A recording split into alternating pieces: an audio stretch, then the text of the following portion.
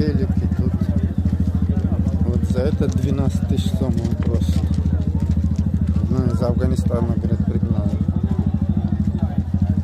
Так, вот только что вот байк сняли. 15 тысяч сом. А эти... Канеч польва? Чампула?